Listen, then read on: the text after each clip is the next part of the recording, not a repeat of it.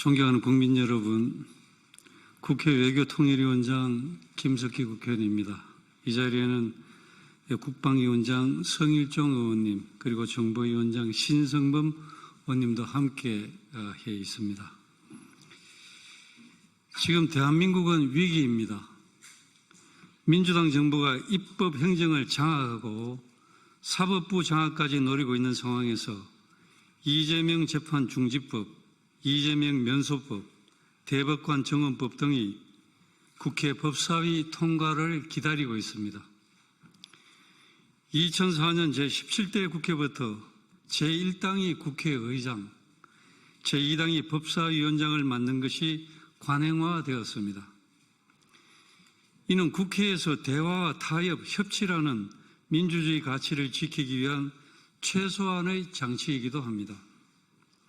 그러나 2020년 21대 국회에 들어와서 민주당이 국회의장과 법사위원장을 모두 독식하면서 그 관례를 깬 이후에 국회는 대화와 타협, 협치라고는 찾아볼 수 없는 모습으로 변모하기 시작했습니다.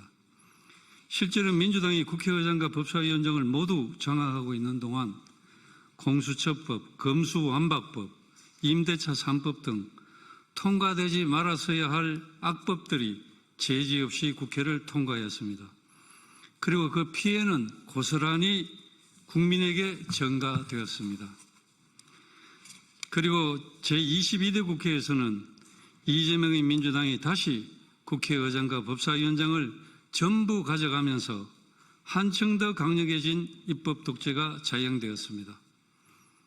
정청래 법사위는 민주당의 거수기 역할을 자임하며 이재명 방탄법을 비롯한 각종 악법들을 통과시키는데 선봉에 섰으며 입법권을 남용하여 무분별한 법률위반 악법들을 마구잡이로 통과시키고 대통령이 계속해서 거부권이라는 헌법적 수단을 사용할 수밖에 없게끔 유도했으면 물론 29건의 탄핵안 발의를 남발하여 국정 발목 잡기를 넘어 국정 마비를 유발하고 결국 정치를 파탄으로 이끌었습니다.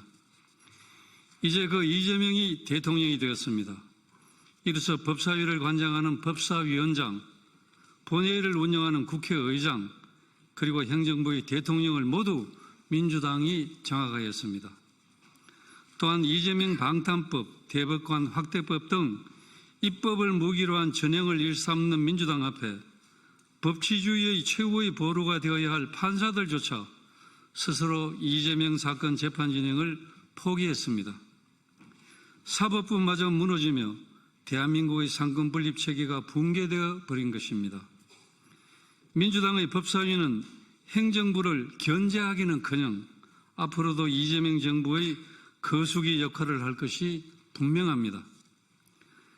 그럼에도 민주당은 자신들 몫이라며 새로운 법사위원장을 선출하기 위해 곧 본회의를 개의하려는 시도를 하고 있습니다.